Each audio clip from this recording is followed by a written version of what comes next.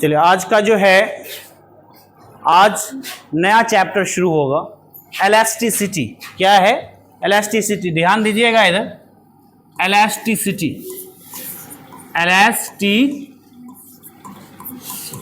प्रत्यास्थता, प्रत्यास्थता,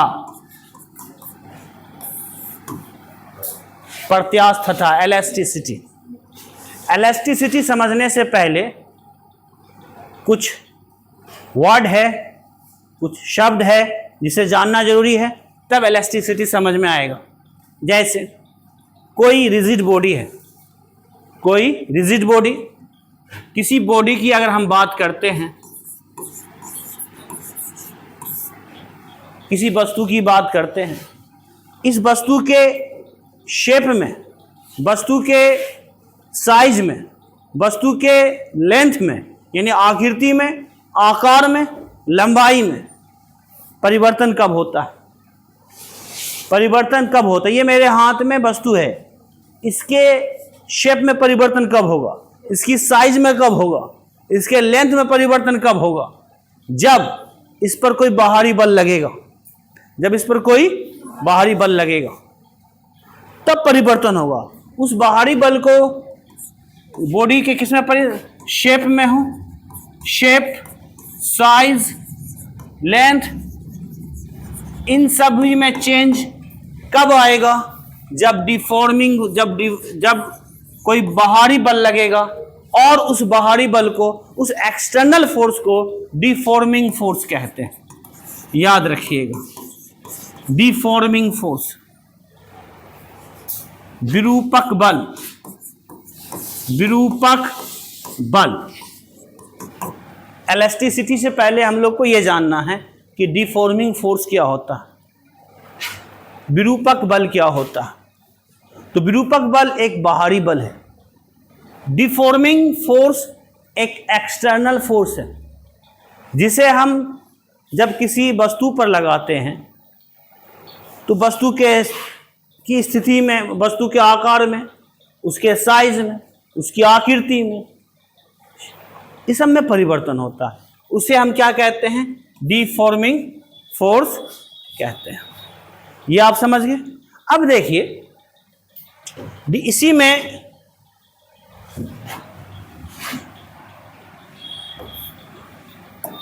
इसे फिर मैं लिखा दूंगा, ठीक है ना।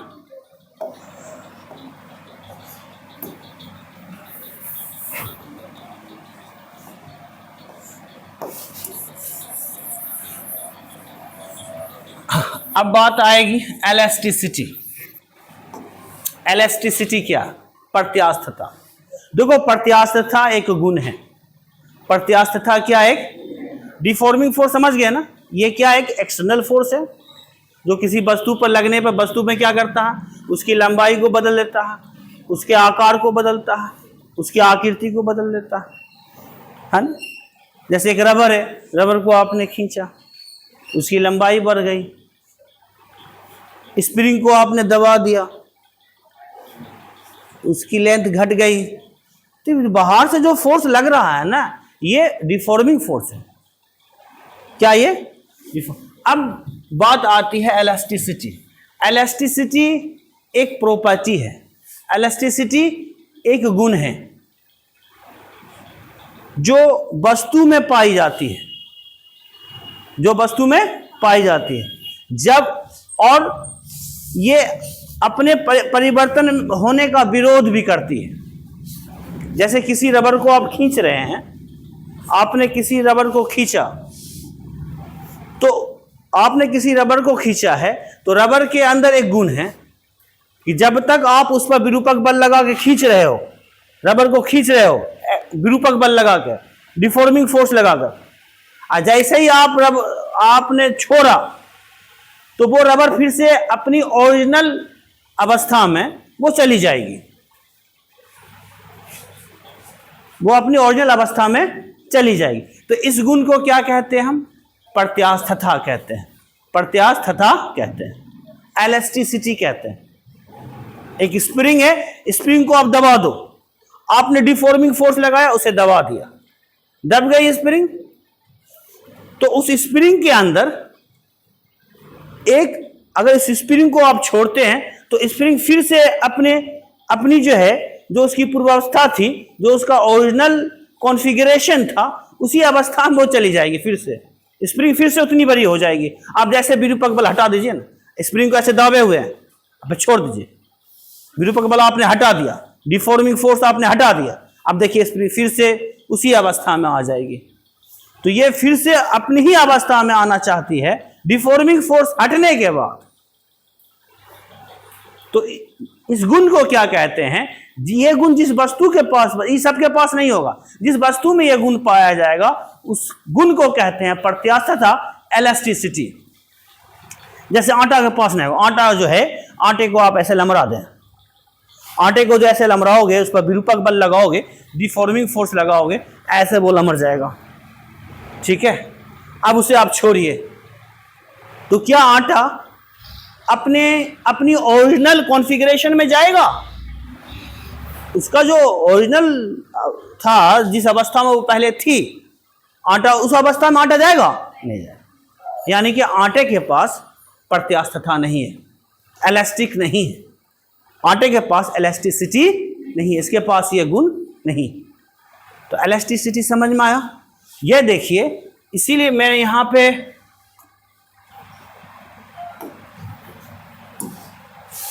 है ना, क्या है? Elasticity is a property, elasticity is a property of matter due to which it can develop of a force. जिस गुण के कारण वस्तु अपने अंदर एक फोर्स डेवलप करती है, एक फोर्स डेवलप करती है। फिर से सुनिए, समझिए, इलास्टिसिटी एक गुण है जिसके कारण, अब जैसे मैंने कहा, स्प्रिंग को आपने दबा दिया, बाहर से बल लगाया, स्प्रिंग दब गई, विरूपक बल लगाए, बाहर से तो विरूपक बल नहीं लगेगा, डिफॉर्मिंग फोर्स नहीं लगेगा, आप स्प्रिंग को दबा दिए, उसके बाद छोड़े, स्प्रिंग फिर से लमर गई, लंबी हो गई, स्प्रिंग ने फिर से गति किया। तो आप बताइए, कोई भी वस्तु गति करती है, कोई भी वस्तु जब मोशन करती है, बिना बल लगाए करती है? बल तो लगा होगा। बिना बल के कोई भी वस्तु मोशन नहीं करती, गति नहीं करती। स्प्रिंग फिर से गति करके उतनी लंबी हो गई जितनी थी, यानी कि स्प्रिंग ने बाबू गति किया, स्प्रिंग ने गति किया, स्प्रिंग ने मोशन किया। तो मोशन किया, जरूर इसके अंदर में एगो बल डेवलप हुआ होगा जिसने इसको मोशन करवाया। इस वस्तु के अंदर जरूर एक बल उत्पन्न हुआ होगा, जिसके कारण स्प्रिंग फिर से गति करके अपनी पुरानी अवस्था में पहुंच गई। तो ये बल, ये जो बल अंदर में डेवलप हुआ है, जिसके अंदर में ये बल डेवलप होगा, उसे ही तो इलास्टिसिटी, इसी गुण को तो इलास्टिसिटी कहते हैं। ये अपोज करेगा, ये जो बल अंदर में डेवलप होता है, ये हमेशा बाहरी बल का अपोज करता है। देखो मैंने लिखा है, it can develop of a force within itself to oppose any deforming force. ये डिफॉर्मिंग फोर्स का अपोज करता है ना। डिफॉर्मिंग फोर्स, जिसके पास इलास्टिसिटी होता है, वो अपने, जिसके पास इलास्टिसिटी का गुण होता है, यानी लमरने का जिसके अंदर गुण होता है, वो अपने अंदर वह वस्तु एक फोर्स डेवलप करती है, और वह फोर्स हमेशा अपने आप उसको जो बदला जा रहा है उसका क्या करती है? हमेशा क्या अपोज करती है? डिफॉर्मिंग फोर्स का अपोज करती है, करती रहती है। ये साबित कैसे होता है? एक बार डिफॉर्मिंग फोर्स हटा के देखो, समझ में आ जाएगा ना। हम किसी चीज को लमरा रहे हैं, रबर को लमरा रहे हैं, रबर के अंदर एक फोर्स डेवलप हुआ है, लेकिन बेचारा वो मजबूर है, अभी अपना रिएक्शन नहीं कर रहा, अभी अशांत है, लेकिन डेवलप हुआ। रबर के अंदर एक फोर्स डेवलप होता है, और आप उसको, रबर को जब ऐसे लमरा रहे होगे, उसको जब आप लंबा कर रहे हैं, खींच रहे हैं, डिफॉर्मिंग फोर्स लगा रहे हैं, तो ये रबर के अंदर जो फोर्स डेवलप हुआ है, वो अपोज कर रहा है डिफॉर्मिंग फोर्स का, डिफॉर्मिंग फोर्स को खींच रहे हैं, अपोज कर रहा है, लेकिन हमें दिखाई नहीं दे रहा है, ये साबित नहीं हो रहा। और साबित कब होगा? जब डिफॉर्मिंग फोर्स हटा देंगे। रबर को लमराया, यहां तक लाए, अब डिफॉर्मिंग फोर्स हटाए, जैसे हटाए रिएक्शन करना शुरू कर देगा वो अंदर वाला फोर्स, तुरंत अब खींच लेगा रबर को, अपनी पुरानी अवस्था में आ जाएगा, वो अपनी पुरानी अवस्था में वो आ जाएगा। तो क्या है? ये डिफॉर्मिंग फोर्स का हमेशा अपोज करता है। कौन? जो फोर्स किसी वस्तु में जो डेवलप होती है। मैंने यहां लिखा प्रत्यास्थता पदार्थ का वह गुण है जिसके कारण कोई वस्तु, प्रत्यास्थता क्या है? पदार्थ का गुण है जिसके कारण कोई वस्तु विरूपक बल द्वारा लंबाई, आयतन या आकृति में होने वाले परिवर्तन का विरोध करती है। अभी हम बोले ना, परिवर्तन का वो क्या है? विरोध करती है।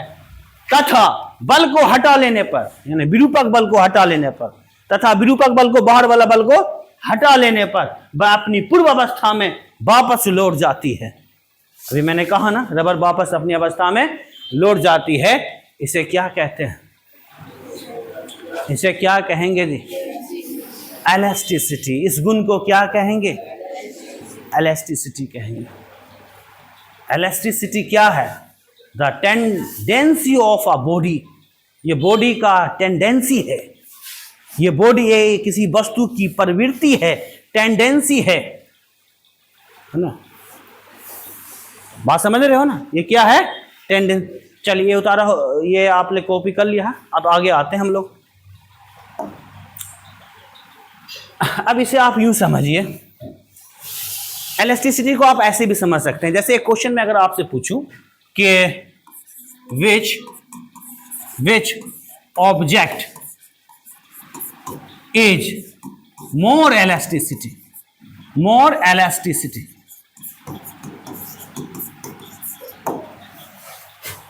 आटे के पास इलास्टिसिटी है? नहीं है ना? चल, अभी मैं एक, which object is more elasticity, steel या रबर? ज्यादा इलास्टिसिटी किसके पास होगा? स्टील या रबर? समझिए मेरी बात, इसे आप इस तरह से समझिए। रबर है, आपने रबर लिया, ठीक,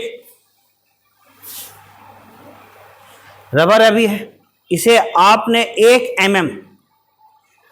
mm लंबा करने के लिए, इसके लेंथ को 1 mm इंक्रीज करने के लिए, आप यूं समझिए 1 mm इंक्रीज करने के लिए इसमें 1 न्यूटन फोर्स डेवलप हुआ है जो डिफॉर्मिंग फोर्स का अपोज कर रहा है। कितना न्यूटन डेवलप हुआ?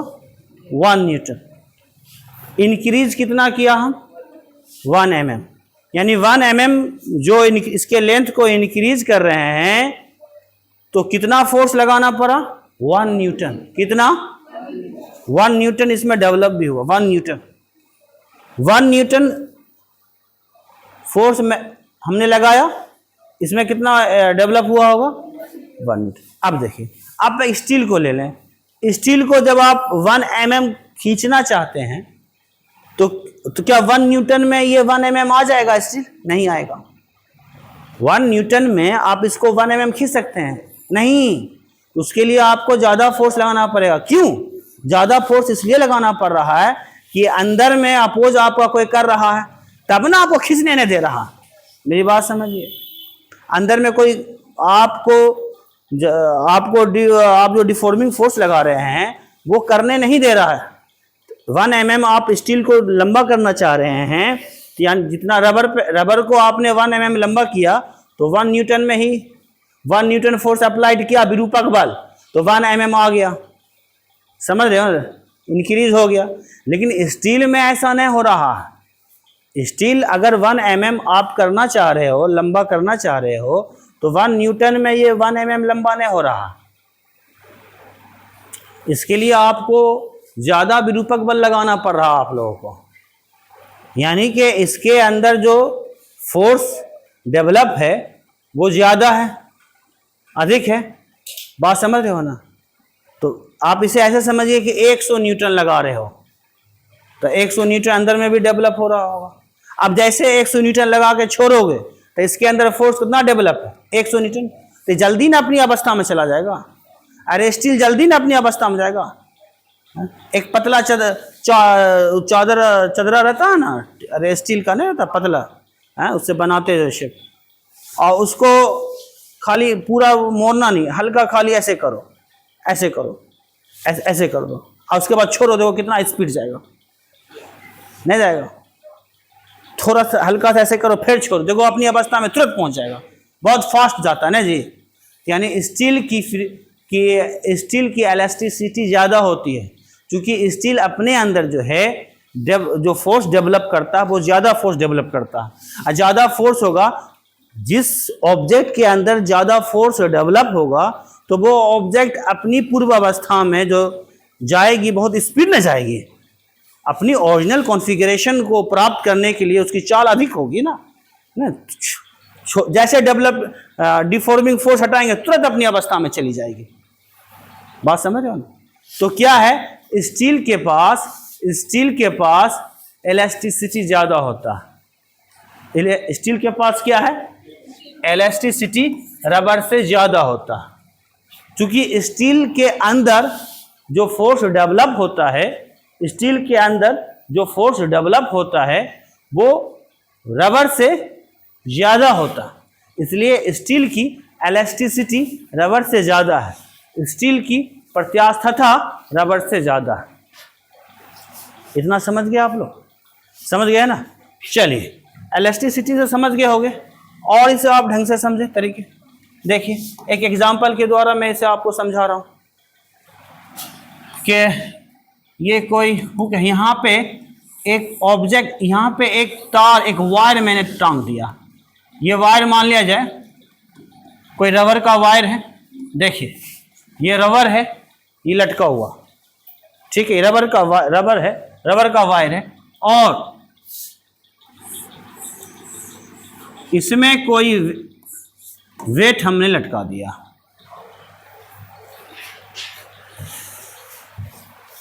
समझिए, इधर ध्यान दीजिएगा। ये रबर का वायर है, ठीक है, इसकी लेंथ आप मान लें L है। इसकी लेंथ क्या है? L है। ये वस्तु लटकी हुई है इसमें। जैसे ही मैंने इस वेट को लटकाया तो आप बताइए, ये जो रबर का वायर है तो क्या ये लंबा होगा? लमड़ेगा? लंबा होगा। इसके अंदर जो मॉलिक्यूल्स है, इसके अंदर जो मॉलिक्यूल्स, दो मॉलिक्यूल्स है, इस पदार्थ के अंदर जो मॉलिक्यूल्स है, जब हम वेट को लटकाएंगे इस दो मॉलिक्यूल्स के बीच की दूरी बढ़ेगी ना? नहीं बढ़ेगी? ऐसे रबर लंबा होगा तो अंदर का मॉलिक्यूल्स के बीच का दूरी बढ़ेगा ना। तो ये मॉलिक्यूल्स यहाँ पर था, अब आ जाएगा यहाँ पर, है ना। और ये लमर के, ये जो आपका यहाँ तक है, ये लमर के यहाँ तक आ जाएगा, लंबा होगा ना। इसका लेंथ इंक्रीज हो जाएगा। लेंथ इतना था पहले, अब इतना हो जाएगा। क्या मैंने क्या लगाया यहाँ पर? कौन सा फोर्स लगाया? डिफॉर्मिंग फोर्स लगाया। कौन सा फोर्स लगाया जी? ध्यान दीजिएगा, डिफॉर्मिंग फोर्स। हिंदी में क्या कहते हैं इसे? विरूपक बल। जब आपने डिफॉर्मिंग फोर्स लगाया तो क्या हुआ? इस रबर में, इसके लेंथ में इंक्रीज हुआ, दो मॉलिक्यूल्स के बीच की दूरी बढ़ी, दो मॉलिक्यूल्स के बीच की दूरी बढ़ी। तो जब डिफॉर्मिंग फोर्स लगता है तब एक शब्द ये अब जैसे ही इस फोर्स को आप हटाओगे, जैसे इस फोर्स को आप हटा दोगे, ये अपनी अवस्था में चली जाएगी, अपनी अवस्था में जाएगी। अभी आप इसे खींच के रखे हुए हो तो ये दो मॉलिक्यूल्स के बीच की दूरी क्या हुई? बढ़ गई, इसका लेंथ भी बढ़ा। अब जानते हो कि दो मॉलिक्यूल्स के बीच में एक फोर्स, ये फोर्स जो डेवलप होता है ना इस पदार्थ के अंदर, दो मॉलिक्यूल्स के बीच फोर्स डेवलप होता है, उस फोर्स को कहते हैं रीस्टोरिंग फोर्स। क्या कहते हैं? रीस्टोरिंग, याद रखिएगा, रीस्टोरिंग फोर्स। ये मैं आगे आपको बताऊंगा। इस पदार्थ के अंदर जब किसी वस्तु पर विरूपक बल लगता है, जब किसी वस्तु पर विरूपक बल लगता है तो वस्तु की आकृति में, वस्तु के आकार में, वस्तु की लंबाई में परिवर्तन होता है। यानी आप इस तीनों को एक ही शब्द में मिला के बोल सकते हैं, चेंज इन कॉन्फ़िगरेशन। तीन शब्द है, change in size, change in shape, change in size बोले तो चेंज इन शेप, ये चेंज इन लेंथ, ये सब पूरे शब्द एक शब्द में बोलना चाहो तो चेंज इन कॉन्फ़िगरेशन। जब आप किसी वस्तु पर बाहर से बल लगाओगे, विरूपक बल लगाओगे, तो उसका कॉन्फ़िगरेशन बदलेगा। और जब विरूपक बल आप हटा दीजिएगा तो वस्तु फिर से अपनी अवस्था में जाएगी। यानी वस्तु का जो मॉलिक्यूल्स की दूरी बढ़ी है, फिर से वो उसी अपने ओरिजिनल कॉन्फ़िगरेशन में आ जाएगी। वस्तु फिर गति करेगी विरूपक बल हटाने से। अंदर में बल को डेवलप हुआ होगा तब ना। उस बल को कहते हैं रीस्टोरिंग फोर्स। क्या कहते हैं? Restoring force. यानी कि रीस्टोर, यानी वो अपनी अवस्था में फिर वापस आ जाए। रीस्टोरिंग फोर्स क्या करता है? डिफॉर्मिंग फोर्स हटने के बाद कौन बल काम करता है? तो याद रखिएगा, जब डिफॉर्मिंग फोर्स हटाया जाता है तब अंदर में कौन बल काम करता है?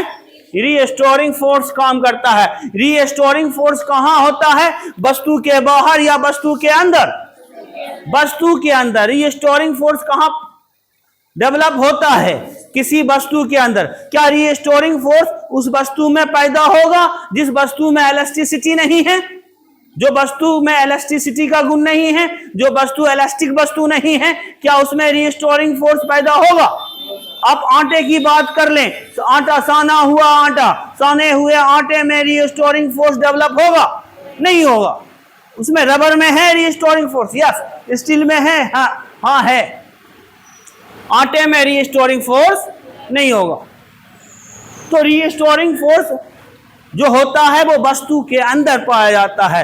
दो मॉलिक्यूल्स के बीच में वो काम करता है। मॉलिक्यूल्स के बीच की जो दूरी बढ़ती है, उस मॉलिक्यूल्स के बीच की जो दूरी बढ़ जाती है कि या घट जाती है, बढ़ती है तो समझो अट्रैक्शन फोर्स होगा, घटती है तो रिपल्सन होगा। तो रीस्टोरिंग फोर्स उसके वस्तु के अंदर काम करता है। कोई पूछ सकता है आपसे कब काम करता है? ये रीस्टोरिंग फोर्स एक रिएक्शन है, एक रिएक्शन फोर्स है, एक प्रतिक्रिया बल है। एक क्या है? एक प्रतिक्रिया बल है। डिफॉर्मिंग फोर्स को आप एक्शन भी कह सकते हो। ये एक एक्शन है। मैंने आपसे कहा, आपसे मैं बोल चुका हूं, बल हमेशा दो तरह से लगता है, action and reaction. Deforming force action, इस एक्शन ने इसके लेंथ को बढ़ा दिया, इस एक्शन ने इसके लेंथ को बढ़ा दिया, लेंथ में इंक्रीज कर दिया, दो मॉलिक्यूल्स के बीच की दूरी को बढ़ा दिया। अब इसके अपोज में एक फोर्स काम करेगा, रीस्टोरिंग फोर्स काम करेगा, लेकिन अभी काम नहीं करेगा। जब ये छुट्टी पे जाएगा तब ये काम करेगा। तब जब ये छोड़ेगा, जब ये डिफॉर्मिंग फोर्स हट जाएगा, उसको जब आप हटा दीजिए तब इसे रीस्टोरिंग फोर्स काम करेगा और इस रबर को पुनः अपनी पूर्व अवस्था में वापस पहुंचाएगा, ओरिजिनल कॉन्फ़िगरेशन में जाएगा। बात समझे? ये है रीस्टोरिंग फोर्स। इसे मैं बताऊंगा आगे भी और ढंग से। फिलहाल ये एग्जाम्पल आप समझे।